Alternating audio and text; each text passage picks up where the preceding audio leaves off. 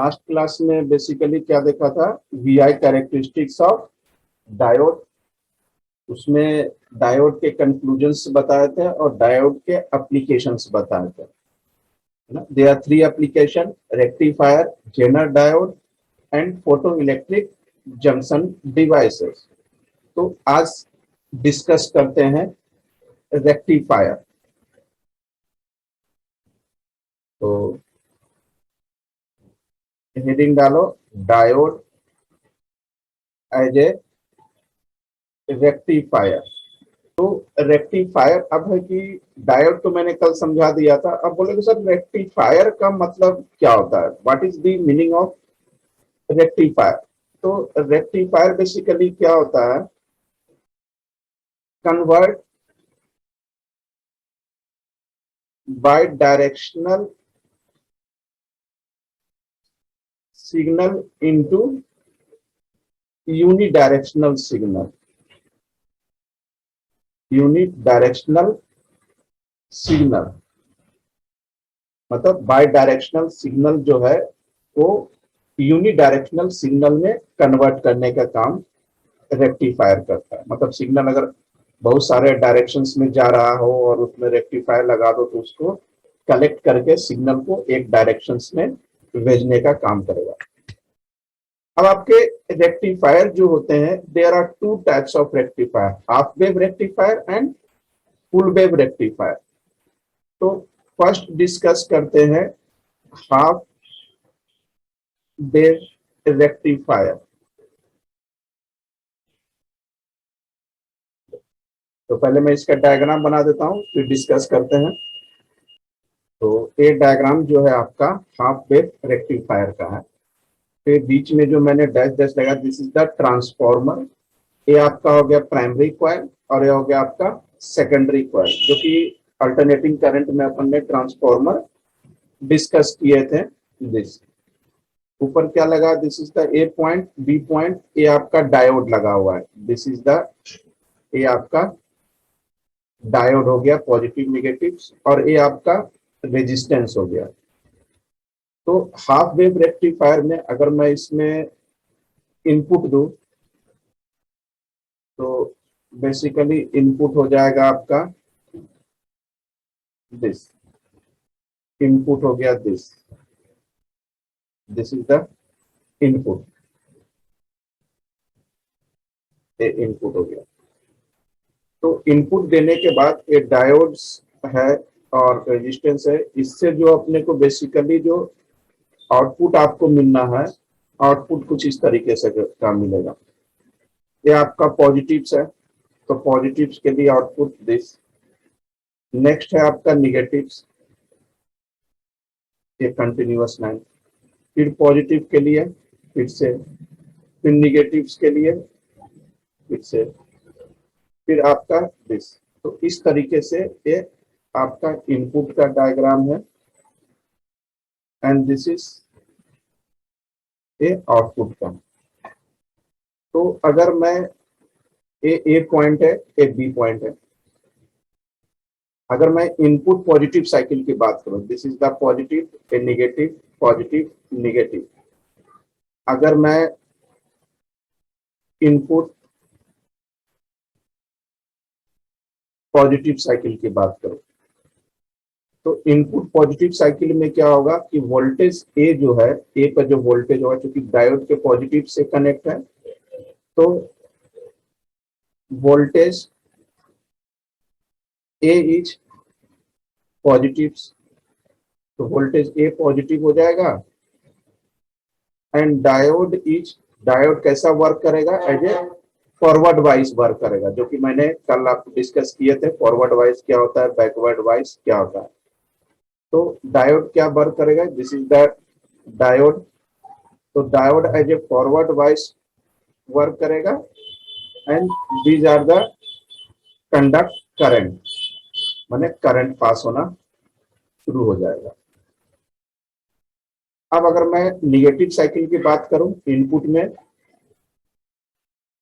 Negative cycle की बात कर रहा हूं, तो निगेटिव साइकिल में क्या होगा आपका, ए जो होगा, ए इज निगेटिव, और ए निगेटिव होगा तो डायोड जो है, diode is reverse wise, diode क्या वर्क करेगा, रिवर्स वाइज वर्क करेगा। तो इस केस में क्या होगा, conduct zero current, zero current flow होगा, क्योंकि कल मैंने डिस्कस किए थे फॉरवर्ड वाइज और रिवर्स वाइज। तो रिवर्स वाइज हो गया तो इसमें कंडक्टर क्या, करंट क्या होगा, जीरो, जो कि मैंने यहाँ आपको, अगर ए दिस इज ए आउटपुट, मतलब यहाँ से ए डायग्राम थोड़ा मैं क्लियर बना देता हूँ। दिस इज, मतलब यहाँ से ए आपका निगेटिव का है। तो इस केस में जब निगेटिव ए निगेटिव है तो डायोड रिवर्स वाइज करेगा, रिवर्स वाइज तो कंडक्टर जीरो करंट, फिर से पॉजिटिव आएगा, पॉजिटिव साइकिल की बात करेंगे तो ए पॉजिटिव हो जाएगा और डायोड फॉरवर्ड वाइज जैसा वर्क करना शुरू हो जाएगा, forward wise then conduct current, फिर से करंट फ्लो होना शुरू हो जाएगा, फिर उसके बाद फिर से निगेटिव आ जाएगा, फिर this is the zero current because of the diode work as a reverse wise, फिर से आगे कंटिन्यू होगा, जैसे ये ऊपर आगे कंटिन्यू हुआ पॉजिटिव है तो फिर से पॉजिटिव होगा। तो इस तरीके से ये वर्क करते ही रहेगा आपका, क्योंकि जब इस केस में कंडक्ट जीरो करंट होता है तो drift current will flow and it's very small. तो अब जीरो करंट होता है मतलब कि अब कुछ तो करंट फ्लो होगा, वर्क होगा, तो उस केस में ड्रिफ्ट करंट फ्लो होता है जो कि बहुत ज्यादा स्मॉल होता है। और इस केस में देखो तो ये इनपुट का डायग्राम, इनपुट और आउटपुट, तो फ्रीक्वेंसी जो होगा basically frequency of input and output is same, input और आउटपुट में फ्रीक्वेंसी सेम होगा। तो मैंने आपको हाफ वेव रेक्टिफायर बनाया। अब देखते हैं full wave rectifier, full wave rectifier. तो सबसे पहले मैं इसका डायग्राम बना देता हूँ, फिर उसके बाद डिस्कस करते हैं। तो अब डिस्कस करते हैं full wave rectifier. This is the diagram of full wave rectifier. Again this is the transformer. Full wave rectifier में सेंट्रल टैप ट्रांसफार्मर यूज कर रहे हैं, और जो सेंट्रल टैप से मैंने एक वायर को अर्थिंग पे किया हुआ है, और फुल वेव रेक्टिफायर में दो डायोड लगा रहा है। This is the D1 and D2, और हाफ वेव में एक ही डायोड लगाया था, और दोनों के बीच में ये आउटपुट यहाँ से मिलेगा। अब देखो, तो इसका अगर मैं बात करूं पॉजिटिव साइकिल और नेगेटिव साइकिल से पहले कर्व बना देता हूं। ये हो गया आपका इनपुट का,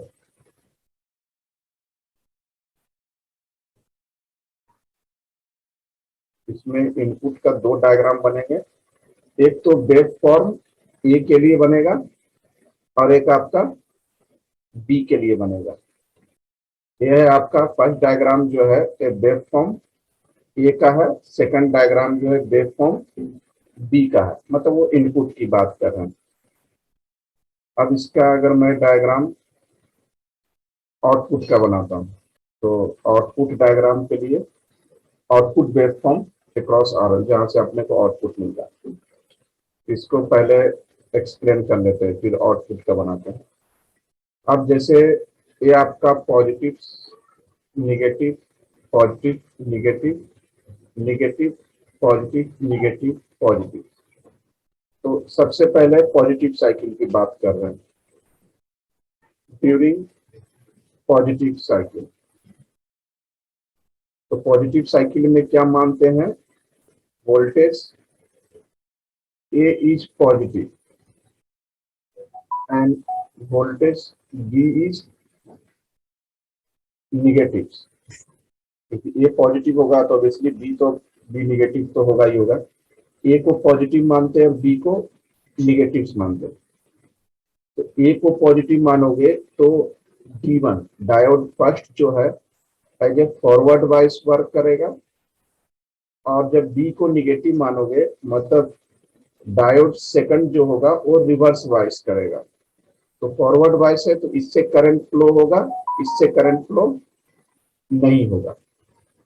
तो इसका डायग्राम आपका, इससे करंट फ्लो हुआ, इससे करंट फ्लो नहीं हुआ, मतलब आउटपुट आपका ए बन गया। अब ड्यूरिंग निगेटिव साइकिल की बात कर रहे हैं। ड्यूरिंग निगेटिव साइकिल तो इस उल्टा हो जाएगा, वोल्टेज ए इज निगेटिव हो जाएगा and voltage B is positive हो जाएगा। अब ए निगेटिव हुआ तो फर्स्ट डायोड जो होगा वो as a reverse bias work करेगा, और सेकंड डायोड जो होगा as a forward bias work करेगा। रिवर्स बायस है मतलब there is no current, forward bias है तो there is flow of current. तो सेकंड की अगर बात करें, निगेटिव्स की बात कर रहे हैं, तो ए इज निगेटिव, ए का है, ए निगेटिव है मतलब ए रिवर्स बायस है, इससे करंट फ्लो नहीं होगा, this is no flow of current. अब बी क्या आ गया, पॉजिटिव आ गया, तो बी पॉजिटिव आ गया और as a forward bias work कर रहा है तो इससे करंट फ्लो होगा, दिस इज, इससे करंट फ्लो होगा। ठीक है, तो इसी तरीके से बाकी में भी इस तरीके से होगा। मतलब ये जो फर्स्ट डायग्राम बना, ड्यू टू डायोड D1 के कारण, ए डायोड D2 के कारण, ए डायोड D1 के कारण और ए डायोड D2 के कारण, ये आपका आउटपुट है लास्ट डायग्राम, और शुरू के दो इनपुट है। तो दोनों डायग्राम को देखने से आपको क्या इंफॉर्मेशन मिल रहा है, जैसे एक फुल वेव का है और एक हाफ वेव रेक्टिफायर करके, एक करंट हुआ, एक कांस्टेंट करंट हुआ, कांस्टेंट हुआ। तो दोनों को डायग्राम देखने से क्या हो रहा है कि आपकी जो फुल वेव की जो इफिशियंसी होगी हाफ वेव से ज्यादा होगा, फुल वेव रेक्टिफायर की इफिशियंसी हाफ वेव से ज्यादा होगा। और अगर जैसे इसमें दो वेव है और फुल हाफ वेव में क्या है, वन ही वेव है, मतलब फ्रीक्वेंसी ऑफ आउटपुट, जैसे इसमें जो है फुल वेव में क्या आ रहा है, टू वेव आ रहा है, और हाफ वेव में क्या आ रहा है, वन वेव आ रहा है। दैट मीन्स अगर इसमें बात करें फ्रीक्वेंसी की, तो frequency of output is two times हो जाएगा, two times of frequency of input. मतलब फुल वेव रेक्टिफायर में जितना फ्रीक्वेंसी इनपुट का होगा, आउटपुट में अपने को टू टाइम्स ज्यादा फ्रीक्वेंसी वाले मिलेंगे वेव। तो ये मैंने आपको रेक्टिफायर के बारे में बताया, half wave rectifier and full wave rectifier. अब इसमें नेक्स्ट है आपका Jenner diode. Jenner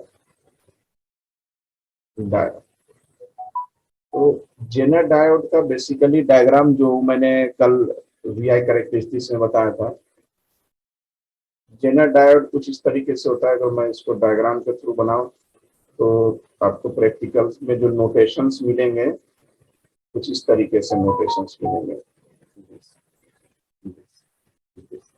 this is the Zener diode.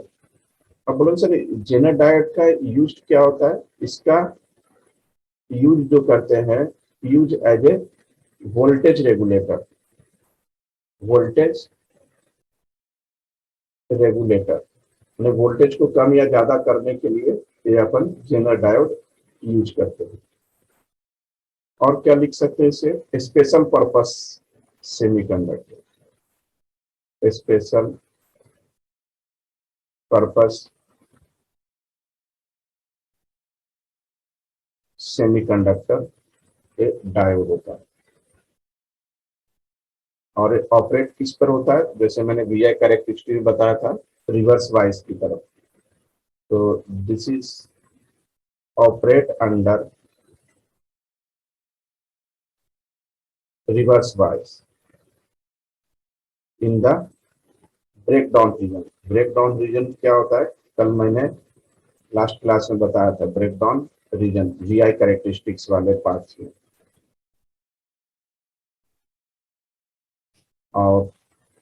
और इसमें क्या होता है, जैसे कि डायग्राम है, and these are the heavy doping, heavy doping on both P N N side, मतलब दोनों साइड हेवी डोपिंग करते हैं। हेवी डोपिंग का मतलब इम्प्यूरिटीज ज्यादा मिलाना, मतलब ज्यादा डोपिंग, मतलब मोर कैरियर्स, मतलब मोर करंट मैन थीन डिप्लीशन रीजन। तो डिप्लीशन रीजन जो होगा ना वो थीन होगा। और एक ऐसा बिहेव करता है आपका Jenner diode behaviour under forward bias जैसा ये वर्क करता है। और कभी अगर रिवर्स, अगर बिहेवियर अंडर अगर रिवर्स बायस जैसा अगर वर्क करे, रिवर्स बायस, तो ये डायग्राम कैसा हो जाएगा आपका, कुछ इस तरीके से।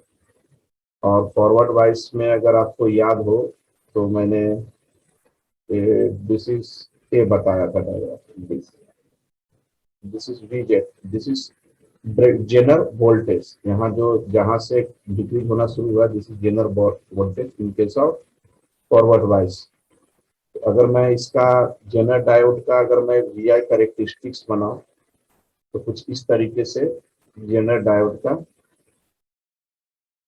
वी आई करेक्टरिस्टिक्स बन जाएगा।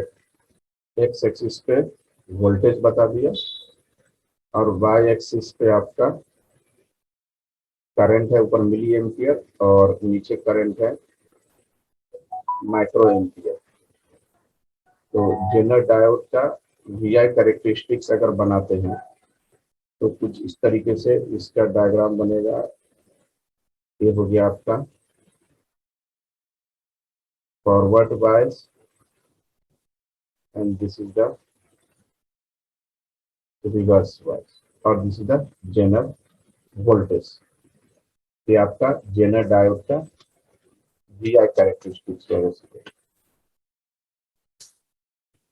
तो ऑलमोस्ट देख रहे हैं कि वी जेनर वोल्टेज जो है ऑलमोस्ट कांस्टेंट बता रहा है। तो V Z remains constant in respect of the changing current। मतलब इसको करंट पे बेसिकली डिपेंड नहीं कर रहा, मतलब रिवर्स वाइज अगर इंक्रीज करता है तो this is EF is also increase, मतलब डिप्लीशन लेयर आपका इंक्रीज करेगा। तो अगर मैं वोल्टेज को जेनर वोल्टेज पे अगर ले जाऊं तो जेनर वोल्टेज पे क्या होगा, ईएफ मतलब इलेक्ट्रिक फील्ड की बात कर रहे हैं, रिवर्स वाइज इंक्रीज करेगा तो इलेक्ट्रिक फील्ड भी इंक्रीज करेगा। तो जेनर वोल्टेज की अगर बात करें तो जेनर वोल्टेज पे क्या होता है, electric field is so strong, बहुत ज्यादा स्ट्रॉन्ग होगा। अब इलेक्ट्रिक फील्ड अगर स्ट्रॉन्ग होगा तो जितने भी इलेक्ट्रॉन हैं from P R accelerated towards an, मतलब पी पे जितने भी इलेक्ट्रॉन है सब के सब एन की तरफ एक्सलरेट हो जाएगा, मतलब एन की तरफ ट्रांसफर हो जाएगा। अब एन की तरफ ट्रांसफर हो गया तो उससे क्या होगा, high reverse current. Reverse current अपने को इसमें बहुत ज्यादा हाई मिलेगा। और जैसे इसमें क्या जेनर डायोड को क्या लिखा था, एज ए वोल्टेज रेगुलेटर। तो जेनर डायोड को एज ए अगर वोल्टेज रेगुलेटर यूज करते हैं तो इसका डायग्राम क्या हो जाएगा, Zener diode as a voltage regulator की बात करें, इसका मैं डायग्राम बना देता हूँ फिर डिस्कस करते हैं। अब Zener diode as a voltage regulator, तो दिस इज द, ये आपको जेनर डायोड है, इस साइड आपका लोड है और दिस इज द रेजिस्टेंस हो गया, ये लोड रेजिस्टेंस है और ये आपका शंट रेजिस्टेंस है, R S is the shunt resistance. इधर क्या आपका अनरेगुलेटेड वोल्टेज, मतलब वोल्टेज कम ज्यादा जो भी हो, अनरेगुलेटेड वोल्टेज। और ये आपका डायोड है, तो डायोड क्या करेगा, अनरेगुलेटेड वोल्टेज को रेगुलेटेड वोल्टेज में कन्वर्ट करने का काम करेगा। दैट मीन्स कि अगर वी आई वोल्टेज अगर इंक्रीज करे या डिक्रीज करे, तो जो करंट जो आपका पास कर रहा है, करंट थ्रो आर एस, मतलब शंट रेजिस्टेंस से जो करंट पास कर रहा है, वो भी क्या करेगा, इंक्रीज करेगा और डिक्रीज करेगा। बट वीजेड जो रहेगा, जो रेगुलेटेड वोल्टेज होगा, VZ is constant. V I मतलब अनरेगुलेटेड वोल्टेज की बात कर रहे हैं। This is the unregulated voltage की बात कर रहे हैं। ये मैंने आपको आज rectifier and Zener diode discuss की।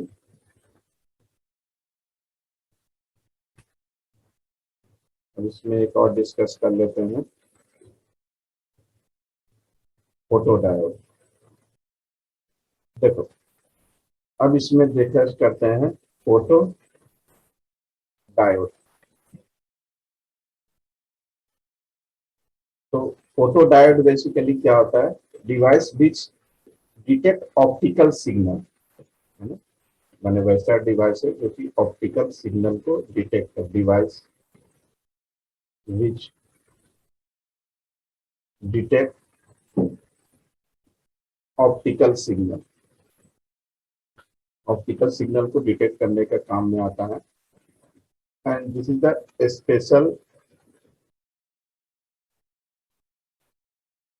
Special purpose PN junction diode, and this is consist of a transparent medium, transparent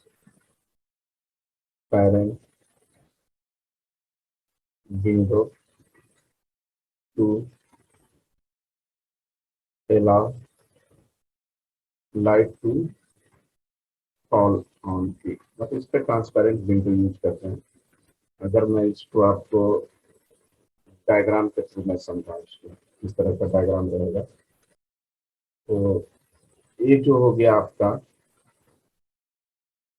ये डिप्लीशन लेयर हो जाएगा, और ये जो हो जाएगा आपके यहाँ से, दिस इज पी साइड, और इधर जो हो जाएगा आपका एन साइड।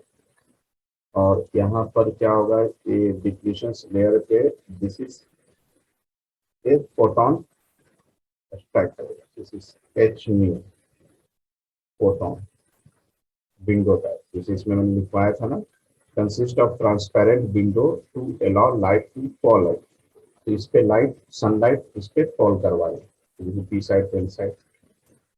तो इस केस में, और this is the load resistance. और इसमें क्या होगा कि जैसे photon photon with H new is always greater than energy gap.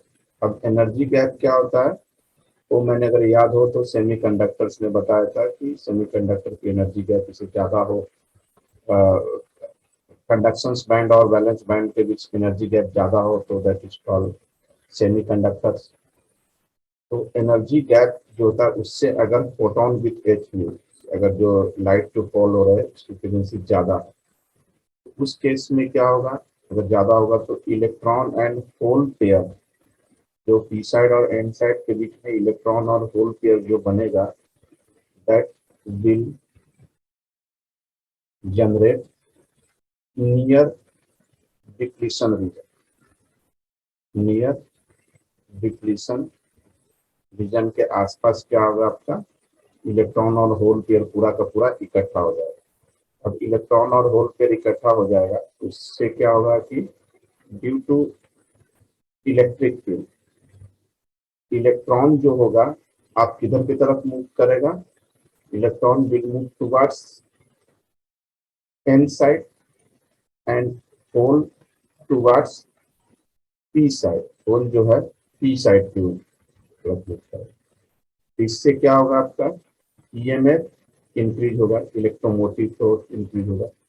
अब इलेक्ट्रोमोटिव फोर्स इंक्रीज होगा, इसके कारण से क्या होगा, पोटेंशियल डिफरेंस हो जाएगा, पोटेंशियल डिफरेंस जनरेट होगा।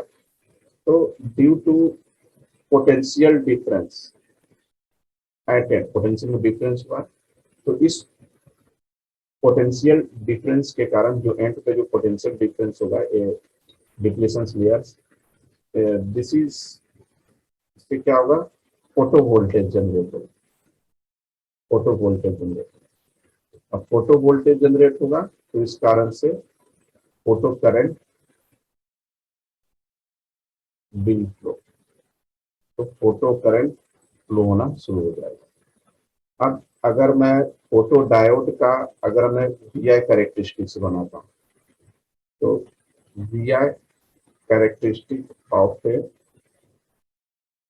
फोटो डायोड, फोटो डायोड का अगर मैं वी आई कैरेक्टरिस्टिक बनाता हूँ तो कुछ इस तरीके से बनेंगे, फोटो डायोड का वी आई कैरेक्टरिस्टिक रहेगा। तो दिस इज द वोल्टेज, ये हो गया करंट इन मिली एम्पियर और करंट इन माइक्रो एम्पियर, ये हो जाएगा आपका रिवर्स वॉइस और ये हो जाएगा फॉरवर्ड वॉइस। इसमें जो डायग्राम्स रहेंगे बेसिकली कुछ इस तरीके से बनेंगे, this is I1 current, I2 current, I3 current, I4 current. इसमें जो सबसे ज्यादा जो करंट्स होगा तो I4 is greater than I3, I3 is greater than I2, and I2 is greater than I1. This is the VI characteristics of photo diode. तो इसमें basically क्या होता है कि फोटो करंट जो है, फोटो करंट विल इंक्रीज, जैसे photo current increase होगा तो विथ इंटेंसिटी भी इंक्रीज करेगी, लाइट की इंटेंसिटी विल इंक्रीज, और that means photo current increase करेगा तो रिवर्स रिवर्स वाइस का वोल्टेज भी इंक्रीज करेगा, और रिवर्स वाइस का वोल्टेज इंक्रीज करेगा, देन अटेन ए सैचुरेशन वैल्यू, तो सैचुरेशन एक मैक्सिमम वैल्यू तक अचीव होगा। तो ये मैंने आपको rectifier, diode and photo diode discuss किए। LED, LED means light emitting diode, this is the LED. अब लाइट इमिटिंग डायोड, जो एलईडी अपन घर में बेसिकली यूज करते हैं ना बल्ब, उसी को कह रहे हैं लाइट इमिटिंग डायोड।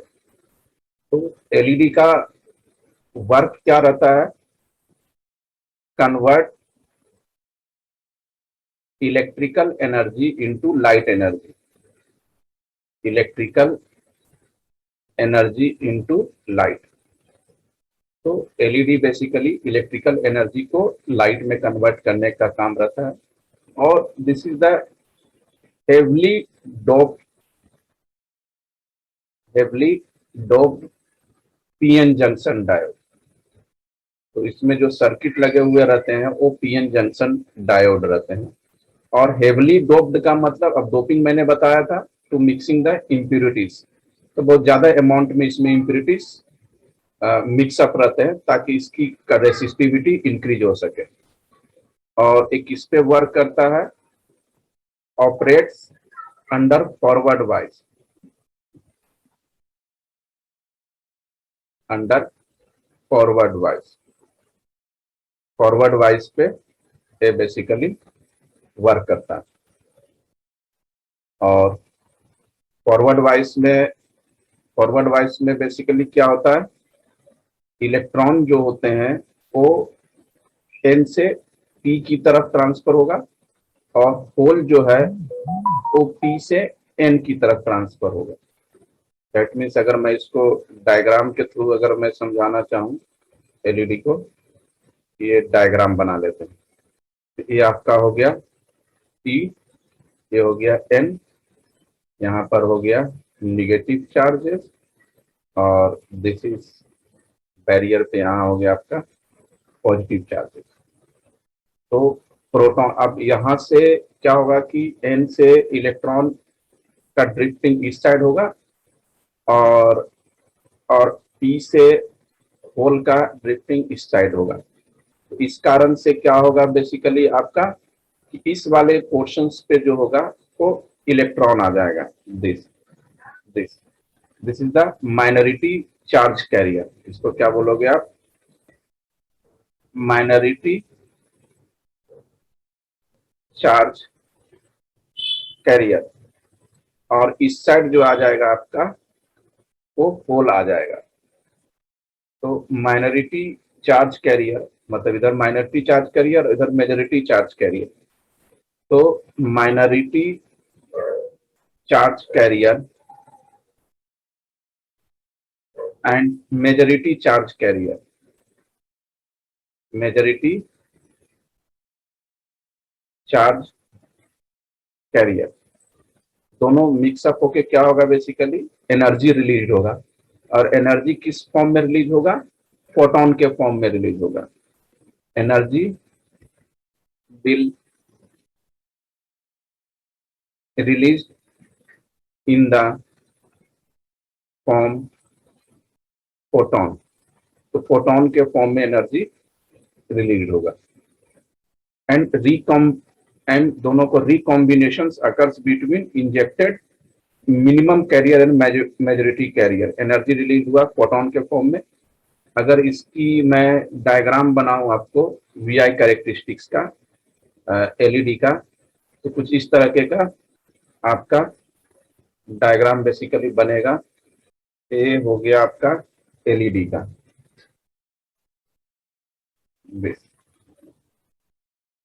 ये जो बना आपका एलईडी का और दिस इज द ये बना आपका एसडी।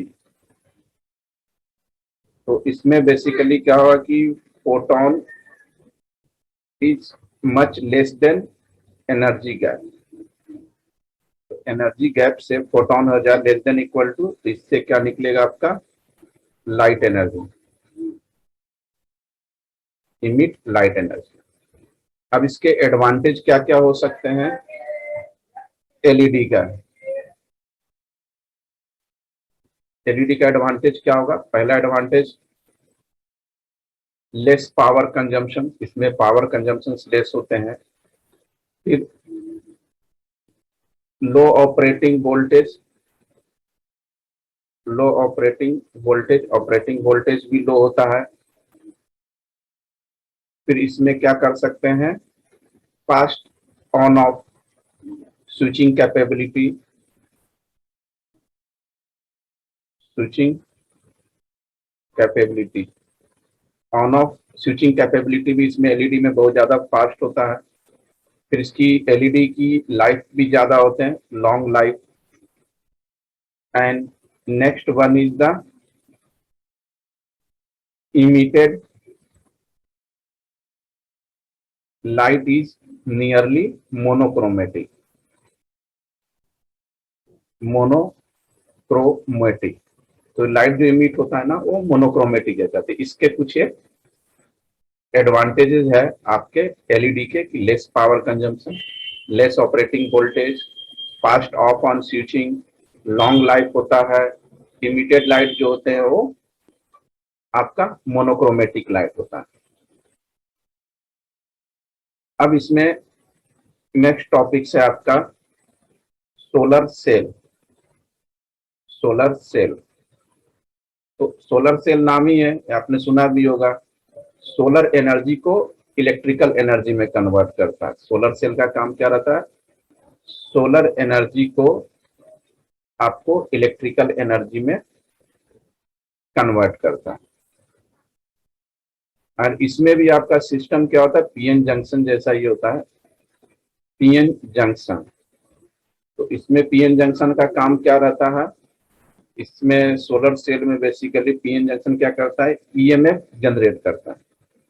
और ईएमएफ जनरेट करता है तो ईएमएफ क्या होता है? When solar radiation falls on it, मतलब जैसे ही सोलर का रेडिएशन इस पीएन जंक्शन पे फॉल्स होगा तो उससे क्या होगा? आपका ईएमएफ जनरेट होगा। अगर मैं इसके डायग्राम बनाऊं आपको, एक अप्रॉक्स डायग्राम, एग्जैक्ट तो बनेगा नहीं, एक अप्रॉक्स डायग्राम की अगर बात करें तो ये बेसिकली आपका क्या है, सोलर सेल है। तो ये आपका होगा, this is top surface, this is top surface, और रेडिएशंस, रेडिएशंस आपका ये सोलर से आपका रेडिएशंस यहाँ पर टॉप सरफेस पे बेसिकली रेडिएट होगा, जो कांच का ऊपर बना हो रहा था। नीचे आपके इस तरीके से आपका पीएन जंक्शन रहेगा, दिस इज एन टाइप और दिस इज पी टाइप। और नीचे जो रहेगा ये बैक कांटेक्ट रहेंगे, दिस इज द, इसको क्या बोलेंगे, बैक कांटेक्ट, या इसको मेटल कांटेक्ट भी बोल सकते हैं, मेटल कांटेक्ट।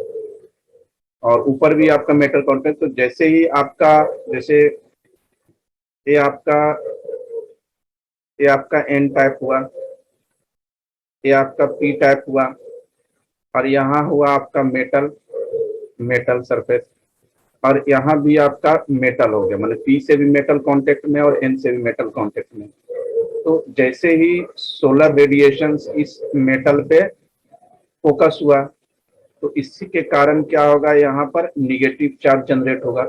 और जैसे ही यहाँ पर निगेटिव चार्ज जनरेट हुआ और एन के कांटेक्ट में आएगा तो एन जो है अपना इलेक्ट्रॉन पी की तरफ ट्रांसफर करेगा, तो इस मेटल पे क्या होगा, पॉजिटिव चार्ज जनरेट होगा।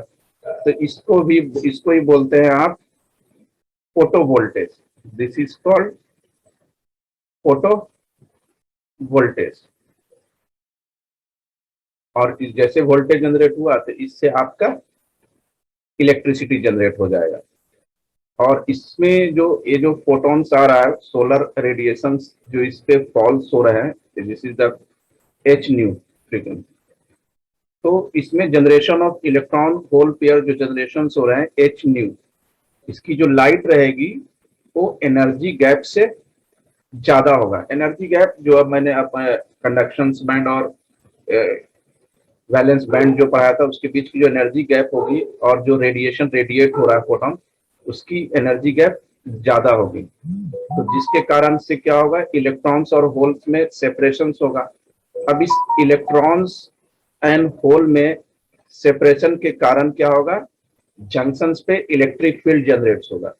और जो इलेक्ट्रिक फील्ड जनरेट होगा इसके कारण क्या होगा कि इलेक्ट्रॉन जो है, electron will move N side, electron जो है एन साइड मूव करेगा, और hole will move P side, hole जो है आपका पी साइड मूव करेगा।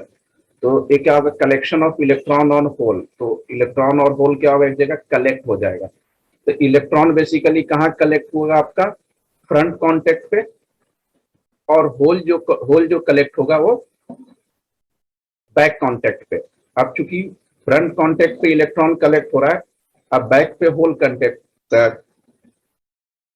कांटेक्ट हो रहा है, तो इसके कारण क्या होगा, दोनों के बीच डिफरेंस क्रिएट होगा, मतलब potential difference between the front end back contact के बीच पोटेंशियल डिफरेंस क्रिएट होगा। पोटेंशियल डिफरेंस करे इसके कारण क्या होगा, फोटो वोल्टेज, जो कि मैंने यहाँ पर आपको इस डायग्राम में मैंने आपको ऑलरेडी बताया हुआ है कि ऊपर आपका इलेक्ट्रॉन कलेक्ट हो रहा है और नीचे होल्स कनेक्ट हो रहा है, जिसका पोटेंशियल डिफरेंस, पोटेंशियल डिफरेंस के कारण क्या होगा, फोटो वोल्टेज क्रिएट जनरेट होगा, फोटो वोल्टेज जनरेट होगा।